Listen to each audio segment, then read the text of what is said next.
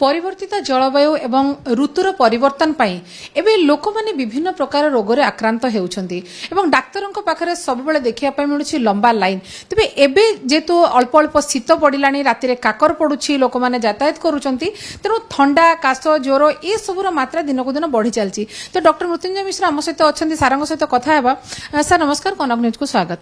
Sir एबे ऋतु परिवर्तन होउछि, काकर पड़िलानी शीत मध्ये आसिलानी, ठंडा ज्वर रोगी संख्या बढ़िलानी, केते बढ़िलानी आ कोन कोन सब लक्षण सर एबे देखिया रोगी संख्या कंपैरेटिवली जति बढ़ी से ओनली जो आपनकर सीजनल चेंजेस जो आसुचंती यूजुअली ठंडा ज्वर काश छिंक आ जो माने पुराना श्वास रोगी अच्छी श्वास प्रक्रिया और टिके बढ़ी जाउची आ जो माने यंग जनरेशन पिला जो माने किछि मानना गाड़ी गाड़ी बाइक चलाउचंती सेमान प्रति ठंडा ये कॉमन हो जाउची। देखिया पा मिलुछि राति रे आदि दिन सारा नॉर्मल लागिवो, सोई कि सकाळे उठिला बेले को तंटी दर्द होउची, ए कोन कारण?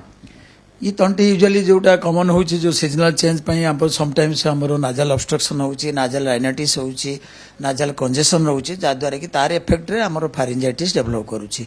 जो थ्रोट रे जो फारिंजाइटिस टा हुए सेटा रेडनेस हे जा टिके फॉलिकल वाला डेवलप करे। समटाइम्स यंग छोटो पिला मानकर टॉन्सिल भी एनलार्ज कर जाय पारे।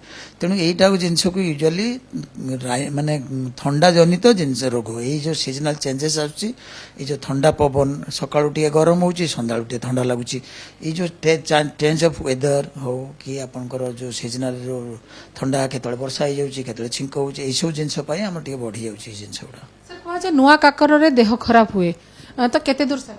डेफिनेटली जेतळे शीत काकर प्रथम पड़ो आपन जानी पार नथिबे, सेतळे किछि विंटर ड्रेस पिंधि नथिबे, आपन सकाळ मॉर्निंग वॉक रे बाहरी गले यूजुअली मास्क पिंधिया कथा, मुंडरे हेडकैप नबा कथा, लेडीज माने तांकर स्कार्फ गुड़ाई कि जीवा कथा, ये सब जब न कर सकाळ काकर पड़े ताले आपन को टिको ठंडा धरन हबो। ठंडा दिन आरंभ रु केउ केउ प्रिकॉशंस नेले ठंडा दिन रे मध्ये सुस्त हेयो?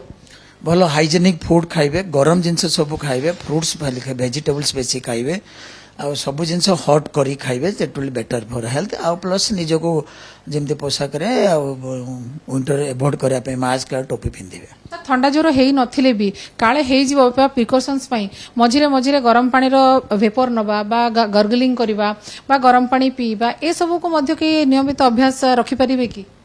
डेफिनेटली गोटे किसी असुविधा नहीं। जड़े जब रेगुलर वेपर नई पार्टी, जड़े जब रेगुलर गर्गलिंग करें, स्पेशली गरम पानी आम तो ठंडा पानी न पीक अल्प उषुम पानी पीवा is beneficial for health. Even आप जो गाधौं जो माने उषुम पानी रे गाधेबाटा is also good for health in winter season specially. तेबे किभଳି भाबरे निजे सचेतन हेले, स्वास्थ्य प्रति यत्नवान हेले सुस्थ रही पारिबे एवं ठंडा रे शरीर को सुस्थ रखिबा सहित फिट रही पारिबे, निजको फिट रखि पारिबे, तार टिप्स देइचंती डॉक्टर मृत्युंजय मिश्र।